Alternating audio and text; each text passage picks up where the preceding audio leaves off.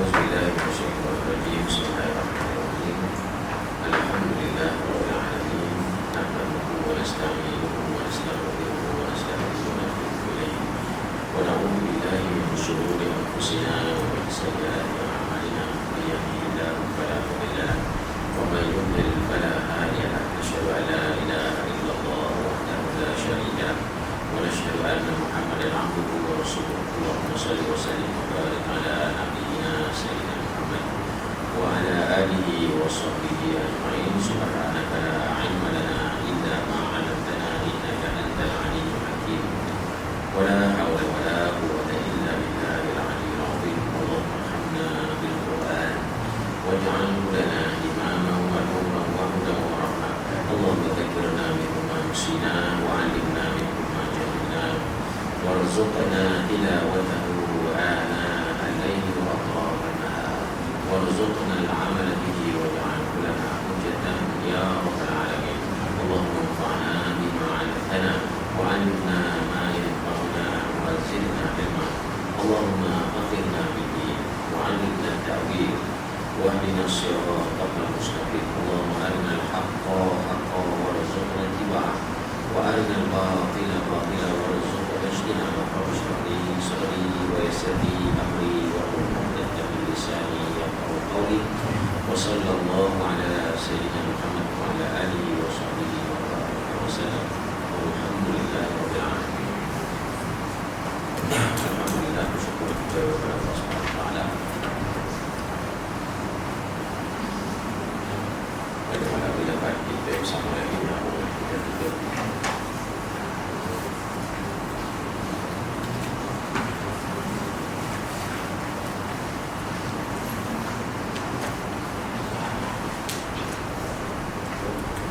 Tuan-tuan dan puan-puan, dalam beramal, setiap orang mesti sampai ke satu keadaan yang dia yakin bahawa dia akan diberi kitab amalannya nanti dari tangan kanan. Fa'amma man utiya kitabahu biyaminihi.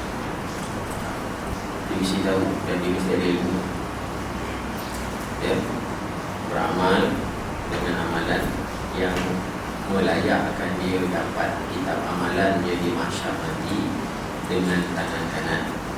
Kerana dengan perkara tersebut dia akan dihisab dengan hisab yang mudah. Maka amalan kitab tangan kanan ada disebut di dalam surah Al-Balad, ya, surah Al-Balad ada 7 amalan di situ, ya. Faqur raqabah atau it'amun fi yawmin fi masrabah, yatiman dha maqrabah atau miskinan dha maqrabah, thumma kana minal ladina amanu. Amanu itu yang kelima amalan dia. Wa tawasaw bis sabri wa tawasaw bil marhamah. Okey, yang saya sentuh ni perkara nombor 5. Thumma kana minal ladina amanu. Kemudian mereka yang beriman. Iman ni amalan hati, ya, bahasa mudahnya percaya, ya. Amal itu percaya dan sepatutnya bertambah kukuh kepercayaan. Dan yang nak dipercayai ini, yang nak diimani ini pun sangat banyak. Bukan sekadar rukun iman sahaja. Rukun iman itu walaupun disebutnya 6 saja, tetapi isi kandungannya sangat banyak. Sebab itu pembelajaran kita dengan syahadah at-tadabbur ni, iaitu seluruh Al-Quran kita pelajari dalam satu tempoh yang panjang, seumur hidup dah tidak. Nabi sendiri terpaksa habiskan masa 23 tahun untuk tamatkan pembelajaran Al-Quran yang nak membina kesempurnaan iman, ya, dan lepas itu istiqamah di situ 23 tahun sehingga selesai. Dan kita kena teruskan. Dan kerana saya melihat tak ada lagi guru yang lebih alim daripada Nabi SAW yang boleh mengajar lebih pendek ataupun sama daripada itu. Jadi cerita dia tadi itu iman. Apa yang kita pelajari? Yang pertama, melihat dengan pendekatan syahadah dan tadabbur. Membaca Al-Quran dengan pendekatan syahadah dan tadabbur ada 3 metod. Ada 3 metod di situ. Satu, dengar, percaya. Ya, dengar lalu beriman. Itu peringkat asas. Ya. Peringkat selanjutnya adalah melihat, lalu beriman, lalu percaya.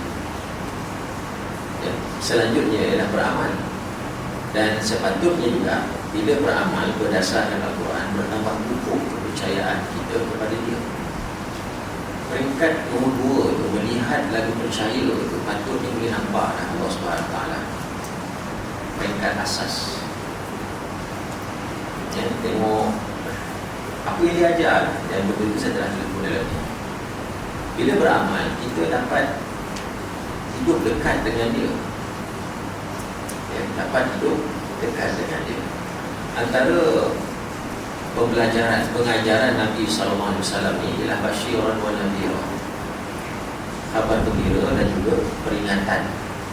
Jangan derhaka pada dia.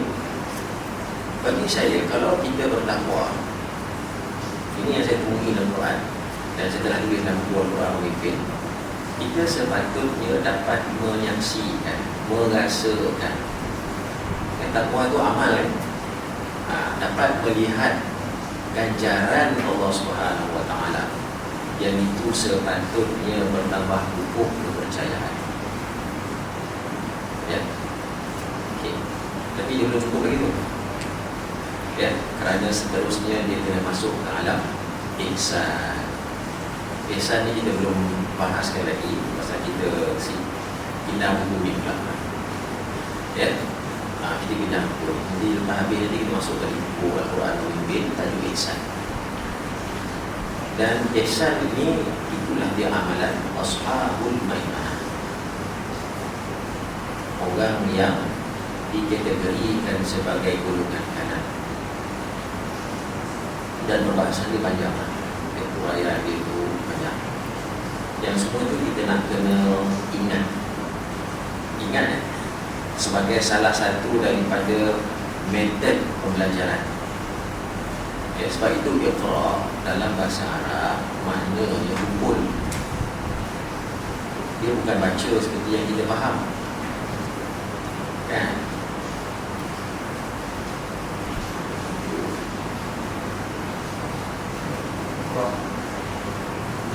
Ashabul Yamin, ya. Jadi Ashabul Yamin ni, di mana saya cakap tadi sikit, masuk kepada yang beriman tadi. Ya. Benda yang nak diimani sangat banyak.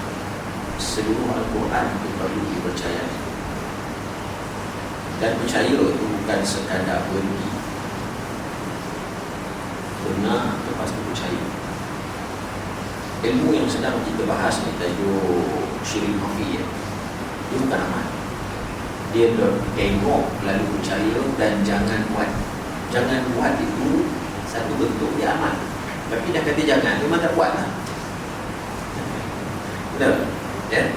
Tetapi mesti tahu, kerana sifat yang dikatakan riya tu, dia sangat bertentangan dengan ikhlas.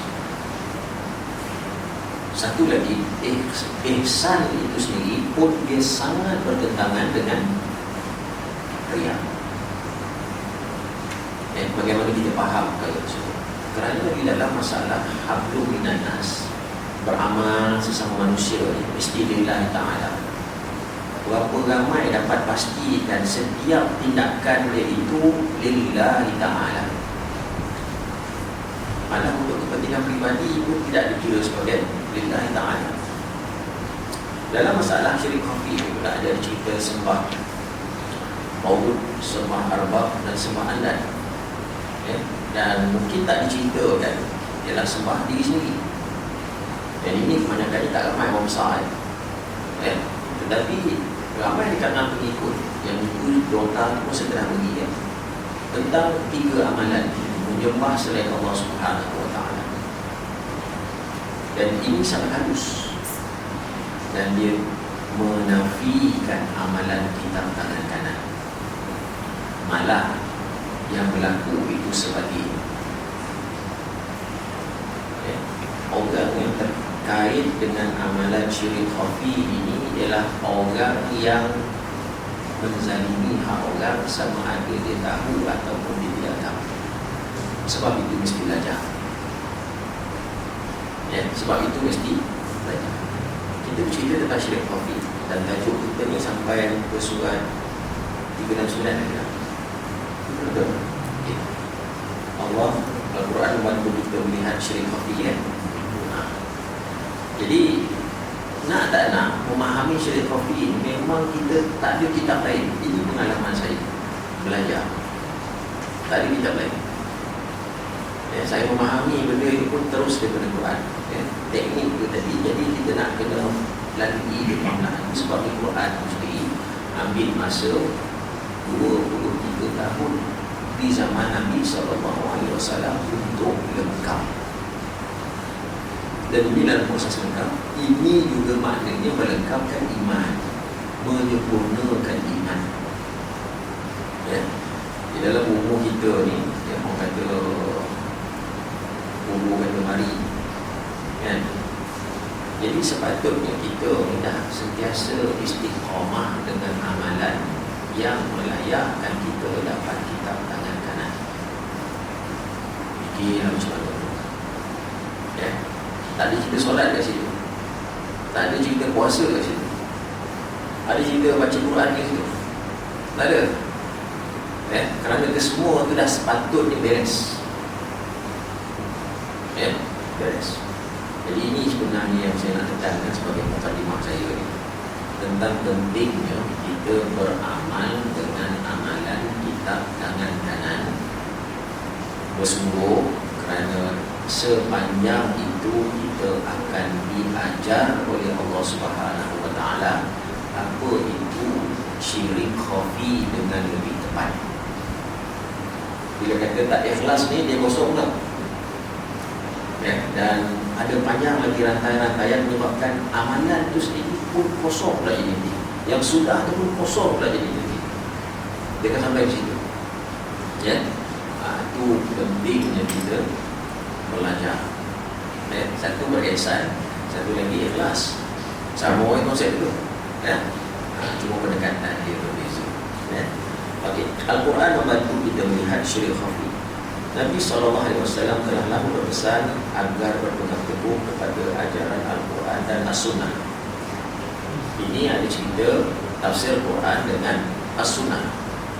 Amali kan, mula dengar, lepas tu tengok, lepas tu amal kan. Amal ni satu daripada Quran, tengok tu sendiri dah amal. Yang lebih detail lagi tu ialah sunnah tu sendiri adalah amal. Maka Al-Quran ditafsirkan oleh As-Sunnah. Dua perkara ni tak boleh dipisahkan. Okay.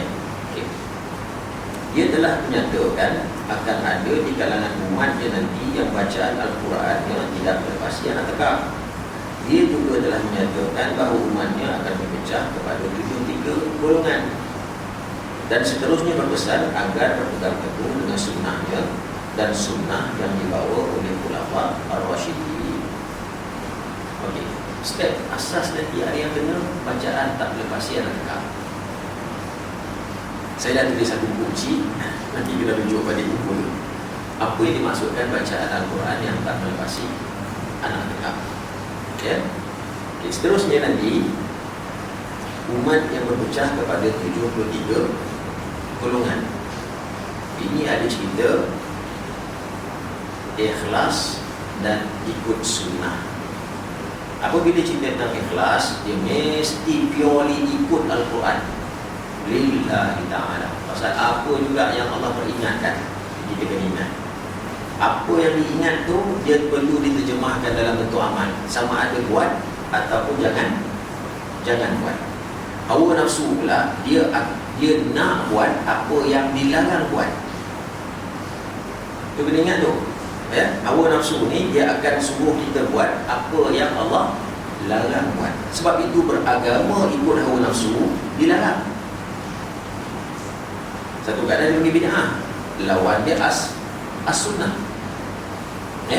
Jadi 73 ni nanti satu dia lepas, 72 masuk neraka. Dan 72 tu kalau diperhatikan dalam sejarah yang ada ni, mereka ni menyembah tauhid, mereka ni menyembah arbab, mereka ni juga menyembah andan. Faham konsep tu baik.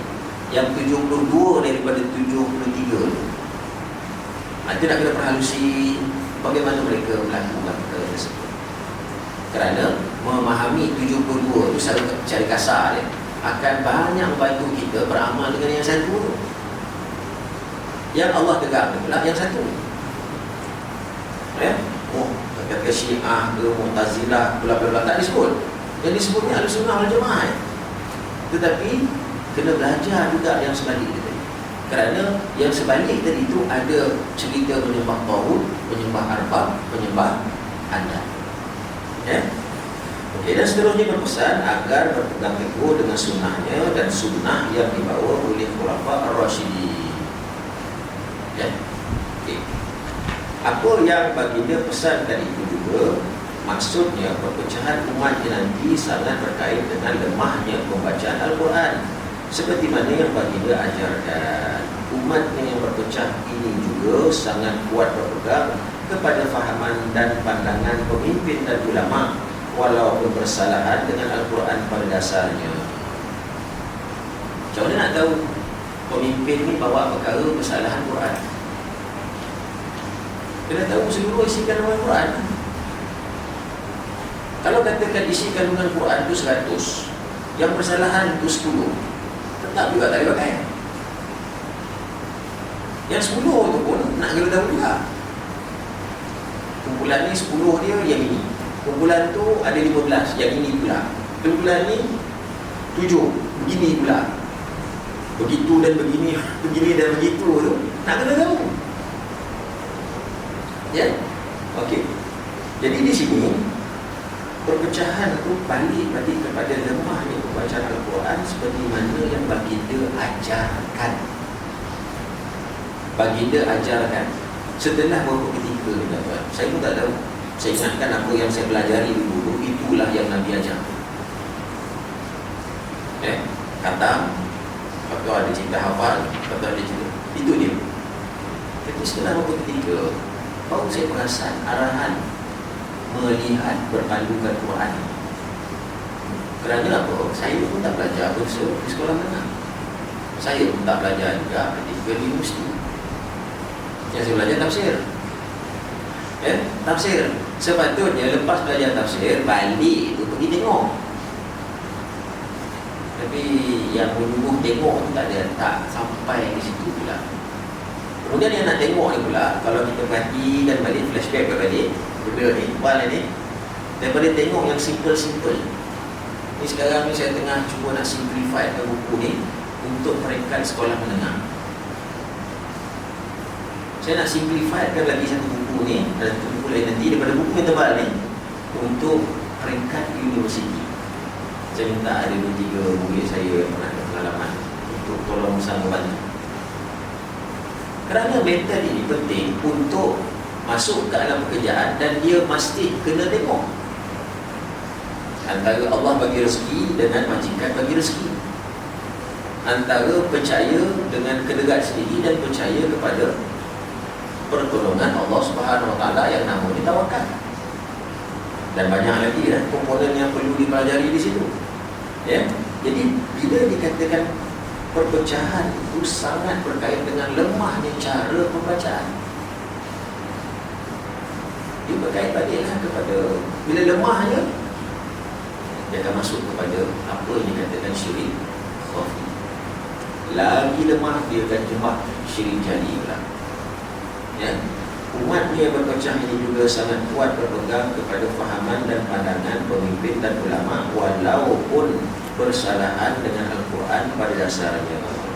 Jika diperhatikan dengan lebih terperinci, para ilmuwan yang menyeleweng itu akan menjejaki jejak langkah ahlul kitab Yahudi dan Nasara, yang mana sifat-sifat mereka ini telah dinyatakan juga di dalam Al-Quran. Maknanya juga akan berlaku syirik khafi dalam semua tindakan mereka. Kalau tengok tuan, kefahaman mengenai tauhid yang mana lawan syirik perlu dipelajari secara seiring. Maknanya tauhid dengan syirik ni perlu belajar seiring. Tapi cuba kita tengok sistem pembelajaran kita sekarang. Belajar tauhid tapi syirik. Dia ingat syirik itu semua patung kan? Simple kan? Sedangkan Quran itu detail. Patung tu nanti dibagi 3 kan? Asnam, Awthan dan Ansar. Macam mana bentuk dia? Apa yang terbentuk dekat hati dia? Yang tindakan zahir satu hal, yang terbentuk dekat amalan hati, apa yang dia percaya pada patung tersebut? Percaya tau. Iman tadi kan, maka minal ladzina amanu. Benda itu akan terbentuk. Dan bagaimana pula nak sampai kepada sembah patung, dia akan sembah, dia akan percaya. Sebelum dia percaya dekat patung tu, dia akan percaya dulu dekat tuan guru yang mengajar sembah patung. Atau lebih mudah lagi, detail lagi, dia akan sembah mereka yang boleh bagi rezeki pada dia. Rezeki Allah bagi rezeki. Macam mana nak tengok? Saya tak nampak ada cara lain untuk tengok benda ni melainkan dengan pandang Quran.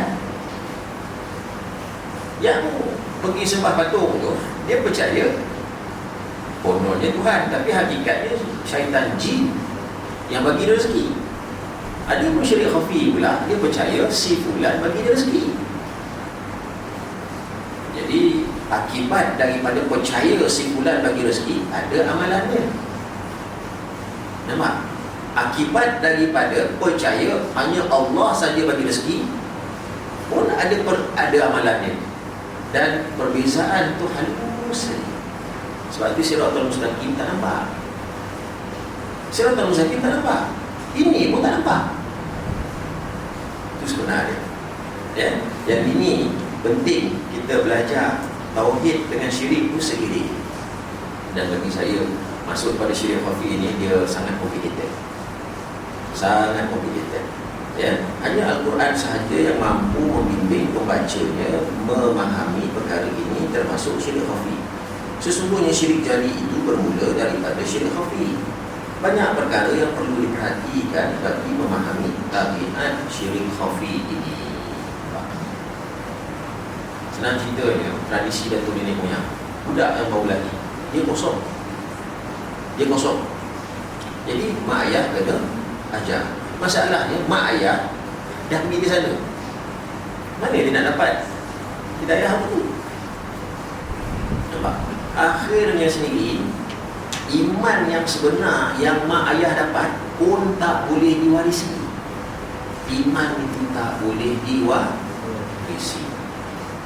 Ilmu yang dikatakan yang termaktub dalam buku ni satu perkara, amali dia apa? Tengok dan percaya. Semua orang kena lalui, tak ada kecuali. Selanjutnya, dia beramal lalu bertambah kukuh kepercayaan. Kepercayaan yang betul, dan dia akan faham sepatutnya kepercayaan yang batil, yang dikatakan khurafat. Syirik khafi ini hakikatnya khurafat, tak betul. Percaya mandi safar, tak betul. Contoh kan? Jadi percaya itu sendiri satu persoalan yang banyak perbahasannya. Sama ada percaya itu betul, atau percaya tak betul, atau percaya yang campur aduk. Yang nak dipahami dengan baik ini panjang katanya. Ada yang dikatakan contoh mudah yang customer always right. Itu satu kepercayaan. Betul? Customer always right. Yo. Nampak? Halus kan? Jadi inilah antara perkara yang sepatutnya bila kita belajar ilmu tauhid. Saya tak nafikan ilmu tauhid yang ada. Patutnya sampai bila kita mesti sampai kepada yang mendalam seperti ini. Belajar ilmu tauhid yang ada itu tak ada masalah misalnya, tetapi selesai ke? Dia tak selesai. Bagi saya tak selesai. Ya? Dia kena sampai kepada amalan tu. Tu maka naminal ladina amanu. Nampak? Jadi dalam perbahasan amanu ni nanti Nabi ada bagi satu indikator kan, API. Barang siapa memberi kerana Allah, tak bagi kerana Allah, dia suka kerana Allah, dia benci kerana Allah, maknanya juga dia bakhil kerana Allah, sempurna iman. Macam mana tengok tu? Ini semua berkait dengan mimma razaqnahum yunfiqun. Tetapi tidak dinafikan. Satu belajar ni, keduanya dibawa dalam solat. Sepatutnya lanjutan daripada solat itu membawa kita kepada amalan wa mimma razaqnahum yunfiqun, dan tengoklah kepada iman masing-masing. Tepuk dada tanya iman. Bila kata banyak iman tu ada pengorbanan, adanya kesungguhan, itu namanya jihad. Ya, lagi dia kenal Allah, patutnya makin kuat dia bantu Allah. Allah tak perlu bantu dia, tapi dia bersungguh, yang dikatakan menjadi ansar Allah. Ya, okey. Seterusnya, bila satu lagi cerita Ahlul Kitab, tuan-tuan, yang saya fahami, Ahlul Kitab ini dia membela percaya daripada kitab kalangan ulama. Sebab itu Nabi, pada Allah Subhanahu Wa Taala juga menyatakan mereka ubah suai kitab Taurat dan Injil. Itu masalahnya. Bila dia ubah suai, habis kita ni alhamdulillah terpelihara. Tetapi bila kita percaya nak kenal Allah, nak bina iman yang sebenar hanya semata-mata dengan cara orang dan kitab yang dikarang oleh orang, latihan yang dikata syahadah, melihat lalu percaya, beramal percaya, jadi tak kita lalui, tetap juga akan kena juga. Itu maksud dia juga. Jadi maknanya penyakit ahli kitab ni akan datang balik di kalangan umat Islam. Sebab itu Allah rakam dalam setiap Al-Fatihah yang kita sebut setiap rakaat, supaya kita sentiasa ingat yang terakhir itu jangan sekali-kali buat. Ghairil maghdubi alaihim waladdallin. Satu lagi sebelum tu, siratal ladzina an'amta alaihim, orang yang kau bagi nikmat. Satu nikmat kebendaan, dia syukuri nikmat kebendaan tu, dia membina iman yang betul, maka Allah bagi nikmat Islam dan iman. Nampak? Yang kita tadi, ya? Okey. Thumma awrathna al-kitaba alladhina astafaina min ibadina wa minhum zalimun li nafsihi wa minhum muqtasidun wa minhum sabiqun bil khairati biidznillah. Dzalika huwal fadlul kabir. Kemudian kami jadikan Al-Quran itu diwarisi oleh orang-orang yang kami pilih dari kalangan hamba-hamba kami. Sebab itu tak ramai yang dapat baca Quran kan? Di kalangan umat Islam ni boleh sebut Al-Quran dengan tajwid dan makhraj yang betul, itu di basic dia maksud dia. Tapi baca yang masuk syahadah satu kali, ya? Maka di antara mereka ada yang berlaku zalim kepada dirinya sendiri dengan tidak mengindahkan ajaran Al-Quran. Betul tak benda itu berlaku? Ramai yang pandai sebut Al-Quran tapi lawan isi kandungan Al-Quran. Dan di antaranya ada yang bersikap sederhana, muqtasid, ya, separuh amal, separuh tak amal, on dia juga, ya. Dan ada antaranya pula yang mendahului orang lain dalam berbuat kebajikan dengan izin Allah. Itu sebabnya sabiqu bil khairat ini maksud dia ialah 7 amalan yang saya sebut Ashabul Maimanah tadi. Itu juga ialah amalan ihsan dalam erti kata sebenar. Itu juga adalah amalan al-abrar. Laisal birra an tuwallu wujuhakum qibalal masyriqi wal maghrib. Semua amalan dia disebut. Termasuk dalam tu iman kan. Selain tu ada amal soleh kan. Okay. Jadi dia berlumba-lumba. Orang yang sampai kepada makam ini, dia pasti dia akan berlumba. Yang demikian itu adalah limpah kurnia yang besar dari Allah semata-mata. Sekumpulan daripada zuriat yang mewarisi Al-Quran akan menzalimi diri mereka. Maknanya juga ada amalan menyembah hawa nafsu, seterusnya menyembah benda, dan seterusnya menyembah manusia yang mereka lakukan. Yang lebih parah nanti kan sembah jin pula. Daripada Abu Sa'id Al-Khudri radhiyallahu anhu, saya telah mendengar Rasulullah SAW bersabda, akan keluar daripada kalangan kamu satu kumpulan manusia yang memandang rendah solat kamu berbanding solat mereka. Ini satu hal. Ini melampau ni. Ini melampau kan? Okay. Mereka memandang rendah amalan kamu berbanding amalan mereka. Mereka ini membaca Al-Quran dan bacaan mereka berhenti sehingga ke anak tekak sahaja. Mereka ini sangat cepat keluar daripada agama seperti mana anak panah keluar daripada musuhnya. Maknanya satu dia kata hilang iman, satu keadaan terbatal syahadah. Apa yang dikatakan terbatal syahadah? Perkara yang membatalkan syahadah. Saya duduk lihat perkara ni dah makin dalam. Apa perkara yang membatalkan syahadah? Ilmu ni semakin dalam, semakin pelik. Orang tak pernah fikir benda ni. Perkara yang membatalkan syahadah.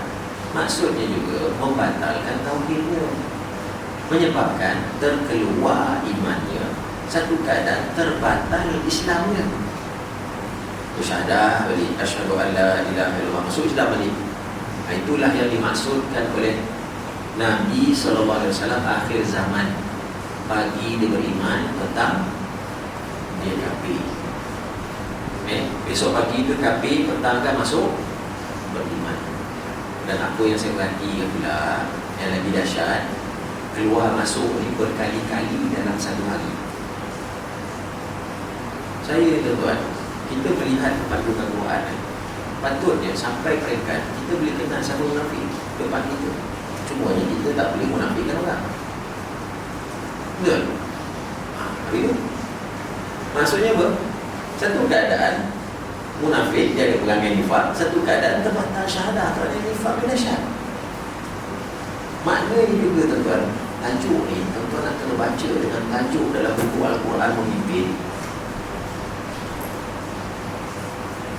Syaitan manusia. Dalam tu nanti ada tajuk kecil, nifak dan munafik.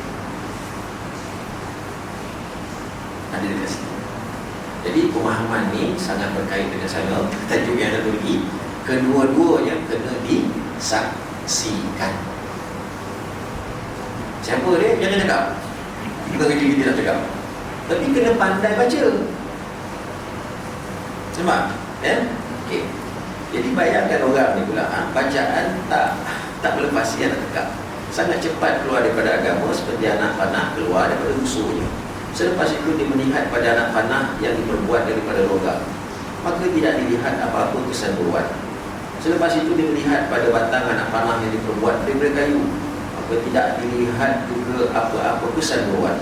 Selepas itu dia melihat pada ekor anak panah yang diperbuat daripada bulu kepak ayam, maka tidak dilihat apa-apa kesan buruan. Perkara tersebut menyebabkan pemanah tersebut menjadi ragu-ragu kepada usulnya. Saya mula tak faham di sini. Kamu pergi tengok syarah dia. Okey, ini sebahagian syarah dia yang saya temui dan saya sharekan di sini. Bacaan Al-Quran yang tidak meninggalkan kesan pada hati akan menyebabkan pembacanya dengan mudah melakukan perkara-perkara yang mengeluarkannya daripada agama. Jadi untuk fahamkan lebih baik, tuan-tuan kena hadam cerita munafik. Kena hadam cerita munafik. Baru boleh senang lagi tengok perkara ini nanti. Bacaan Al-Quran yang tidak meninggalkan kesan pada hati juga akan menyebabkan pembacanya menjadi ragu-ragu kepada kehebatan Al-Quran. Nampak? Saya ada cerita tentang Quran ni kan. Dia bersifat logik dan saintifik. Dengan dua ni sendiri dah membina iman, kepercayaan. Dan seterusnya, kalau kita bertakwa, kita akan dapat lihat magic. Ya ja'allahu makhraja wa yarzuqhu min haitsu la yahtasib. Ini magic bagi saya. Dan ada banyak lagi magic yang kita kena saksikan. Ya. Jadi dia tak faham perkara tersebut. Jadi menjadi ragu-ragu. Nak buang Quran tak boleh, tapi nak percaya Quran tak tahu cara pula. Tak tahu cara. Ya. Hakikatnya panduan Al-Quran yang difahami melalui syarah tadabbur itu tidak difahami oleh mereka. Itu maksudnya. Pasal dia tak pergi tengok dalam satu keadaan sampai peringkat yang kita dah pelajari sebelum kan, awalam biharau, Allah tu pelak kan. Apakah mereka tidak melihat? Benar tak? Ragu-ragu ini menyebabkan pembacanya tidak akan meninggalkan agama Islam atau murtad. Akibat daripada ragu-ragu ini, mereka akan beramal dengan agama dengan cara yang salah. Mereka inilah yang mengubah wajah agama Allah tanpa disedari. Amalan ifrat wa tafrid, iaitu mengambil mudah dan melampau-lampau, lahir daripada memahami agama dengan cara yang salah. Siratal mustaqim ni tuan-tuan, memang tak nampak kan? Kalau nak tengok, kena belajar lah. Kau boleh tengok kan? Okay. Siratal mustaqim ini berada di antara ifrat wa tafrid, ambil mudah dan melampau-lampau. Kemudian yang ini kita kena pergi perhalusi, tengok di luar sana. Orang yang ambil mudah mesti dia ada melampau dalam satu perkara. Ada orang melampau dalam satu perkara, dia akan ambil mudah dalam perkara yang lain. Sebab itu akhirnya Quran ni dia suruh kita beramal secara seimbang. Panjang juga itu. Ya, sebab itu Siratal Mustaqim ni dia suruh kita minta dina. Pasal yang boleh tunjukkan Siratal Mustaqim ni dia. Jadi kena ikut cara dia dulu. Nampak? Macam saya kata tu kan, melihat Allah ni perkara dia. Jadi bukan tengok jasad kata zat Allah, kan? Nampak? Melihat kebesaran dia, satu. Seterusnya melihat perbuatan dia. Ya, Allah menterbalik, bolak-balikkan iman. Jadi kita tengok benda tu, membolak-balikkan hati. Jadi kita tengok. Nah, semua yang berlaku dengan izin Allah, macam mana kita tengok? Buat ni, nanti akibat dia yang itu, macam mana kita tengok? Di situ kita belajar mengenal Allah. Itu cara Allah ajar kita kenal dia. Bukan melihat zat Allah. Ya? Okay. Jadi bila dia tak ikut benda ni, dia akan ada yang dikatakan satu, dia tak kenal Allah. Kemudian dia masuk ke alam beramal pula. Dia kena lepas ujian ifrat wa tafrid ni. Dan pengalaman saya lah, ini pun saya dengar daripada guru-guru saya di ketika belajar di Masjid Nabawi itu. Yang sebelum nak sampai kepada Siratal Mustaqim ni, anak-anak muda ni dia akan alami ifrat wa tafrid dalam hidup ni. Anak-anak muda, saya ulang balik. Ya, tapi dia kena terus belajar sampailah nanti dia nampak jalan pertengahan. Tak boleh melampau dan tak boleh ambil mudah. Ya? Okay. Dalam metod yang saya ajar sebelum ni tentang metod meneliti makna ayat yang mengukuhkan masuk syahadah kan, itu metod yang kedua kan. Melihat dengan teliti ni apa maksud dia? Ada orang melihat dengan cincai. Tanda Allah ni perlu dibaca dengan teliti. Itu yang saya kaitkan dengan pengkajian Saintulin. Orang yang mengkaji Saintulin ni dia melihat dengan teliti. Begitu juga cerita dengan sains sosial. Dia melihat perkara tersebut dengan teliti. Semua tu ada tanda.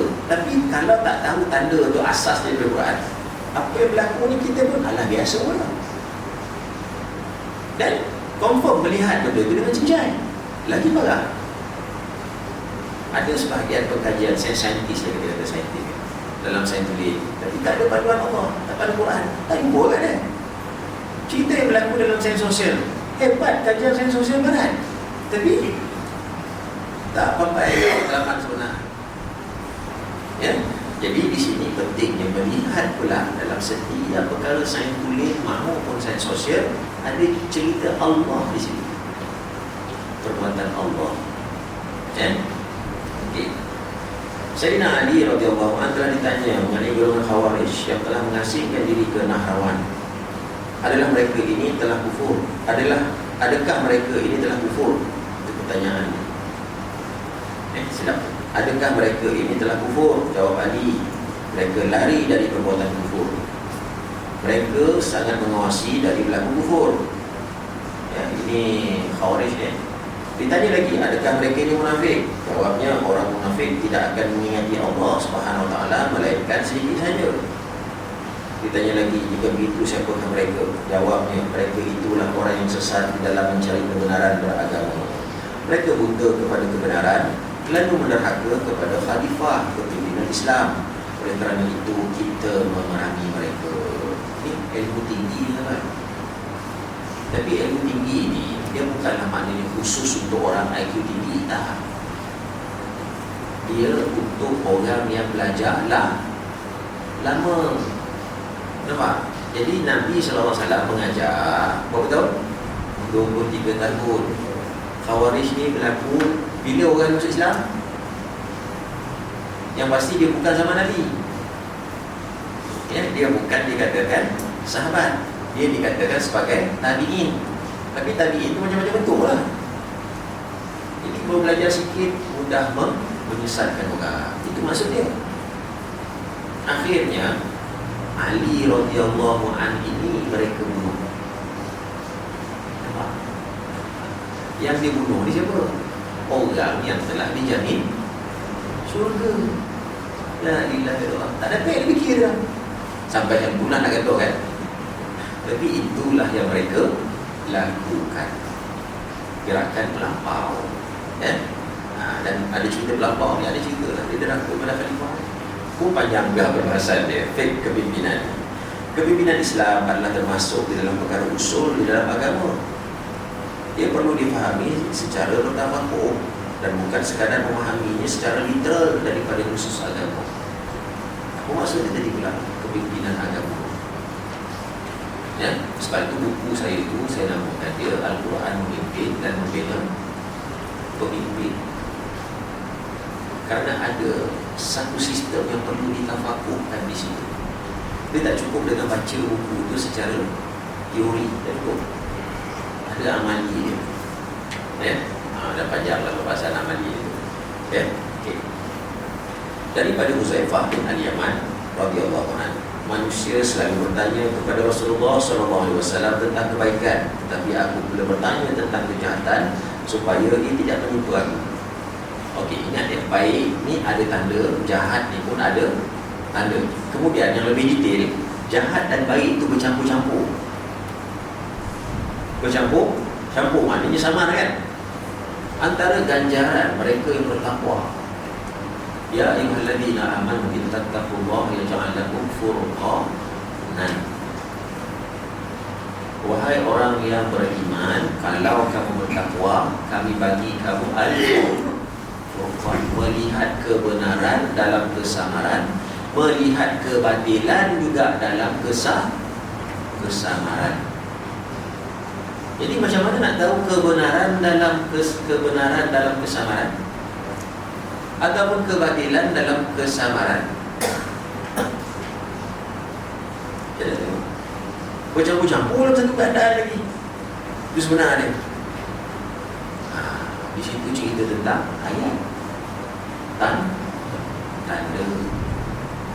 Nifak ni ada tanda, teman. Allah dan Rasul dah beritahu ini tanda ni nifak. Ihsan itu pun ada tanda. Apa tanda dia? Pergi nak tengok Quran balik, tengok hadis balik. Takwa itu ada tandanya. Jadi belajar mengenal tanda itu dah kita kena lalui secara tafakuh tadi. Ya, okey. Jadi yang ini dia tanya pula yang tak baik.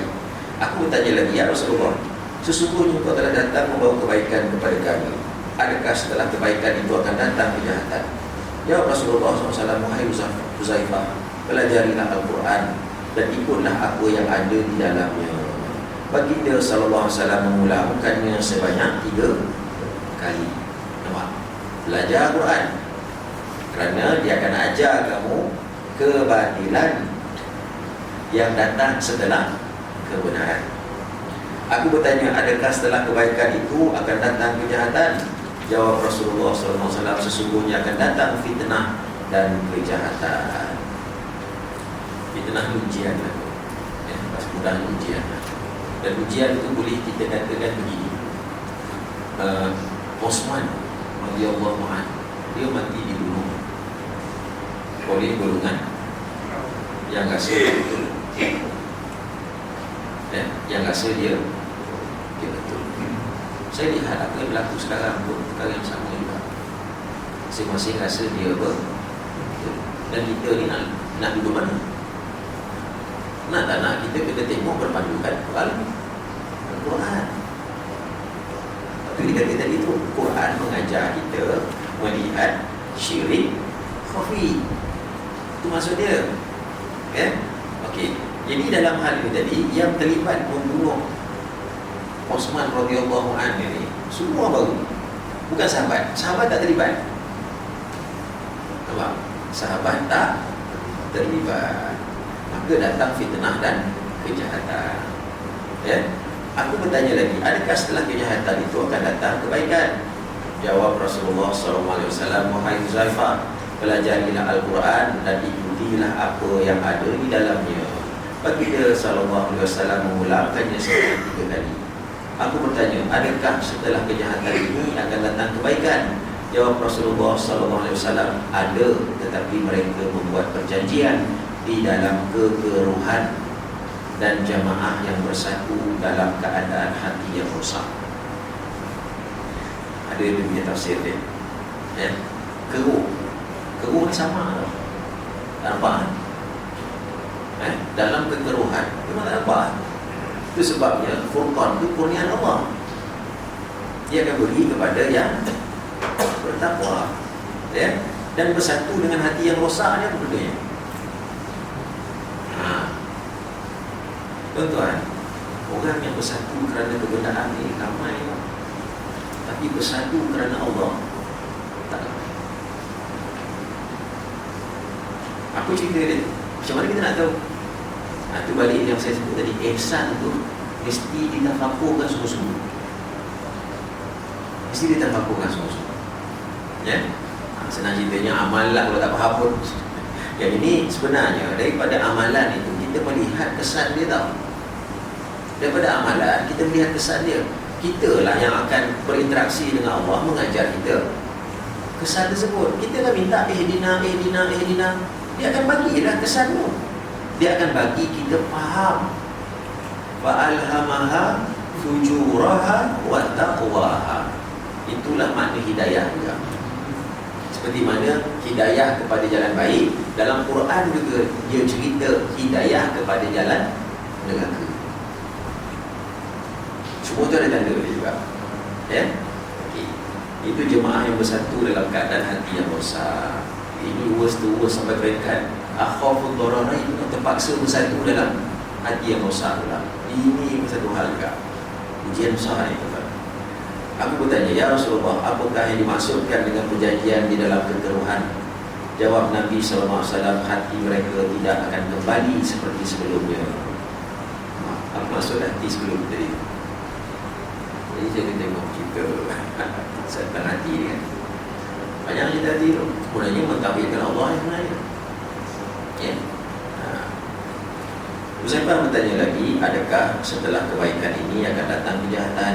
Jawab Rasulullah SAW, wahai Huzaifah, pelajarilah Al-Quran dan ikutilah apa yang ada di dalamnya. Baginda SAW mengulangkannya sebanyak 3 kali. Sekali lagi Nabi pesan.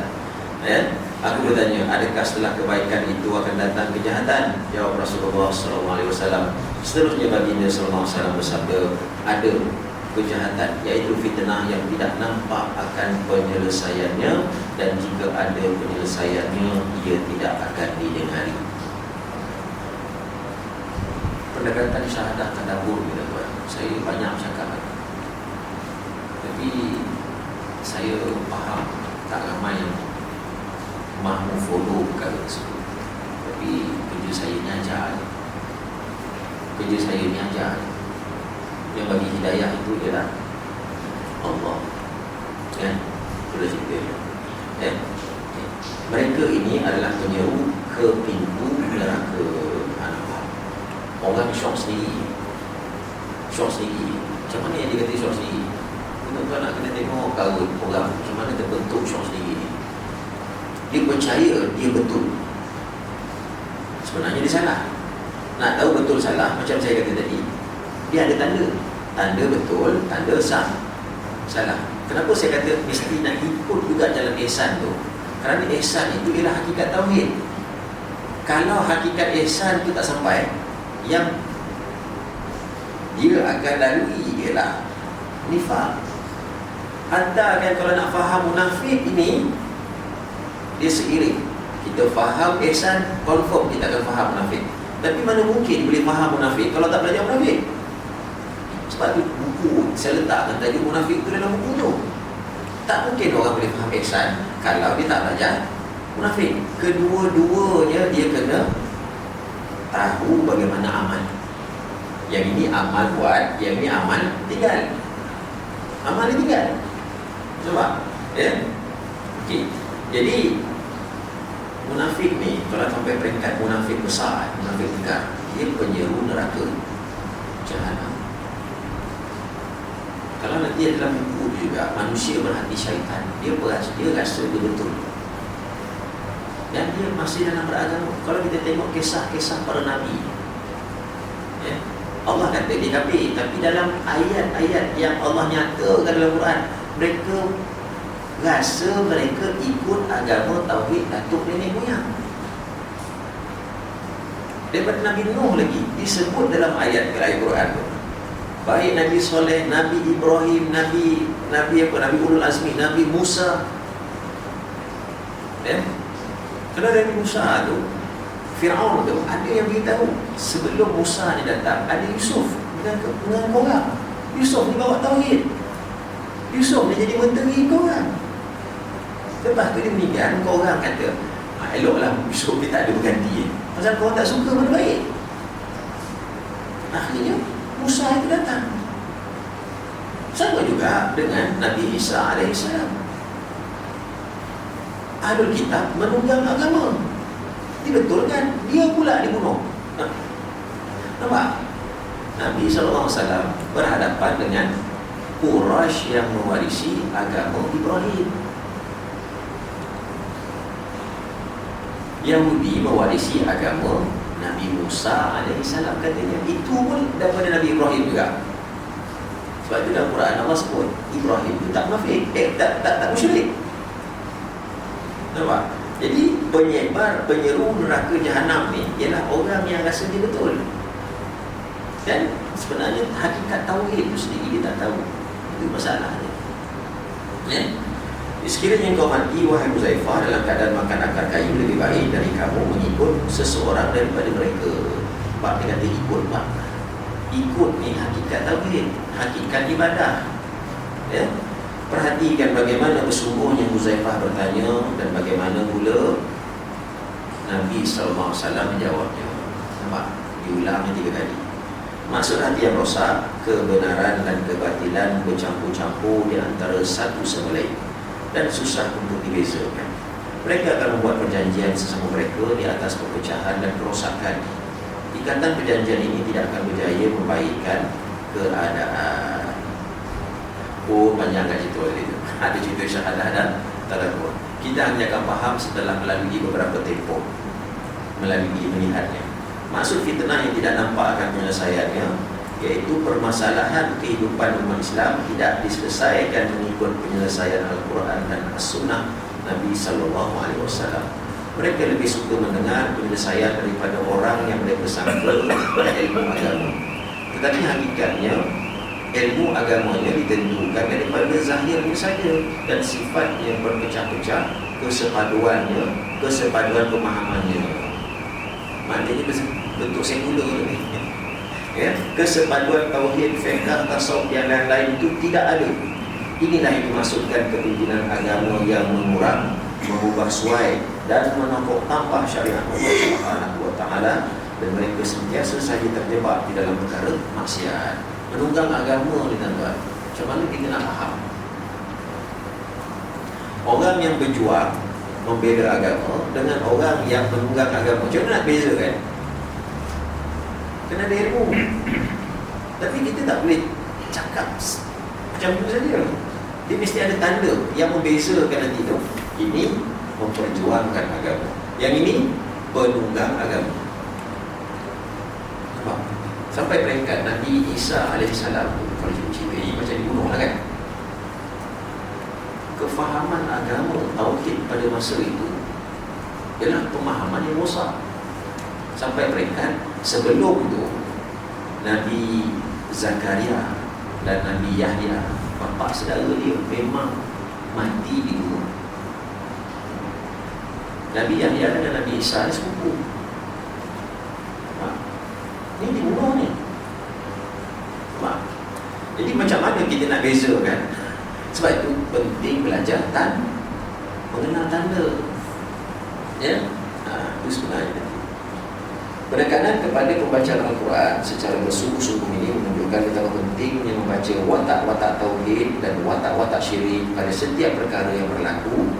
Ianya hanya boleh difahami melalui pendekatan syahadah dan tadabbur Al-Quran.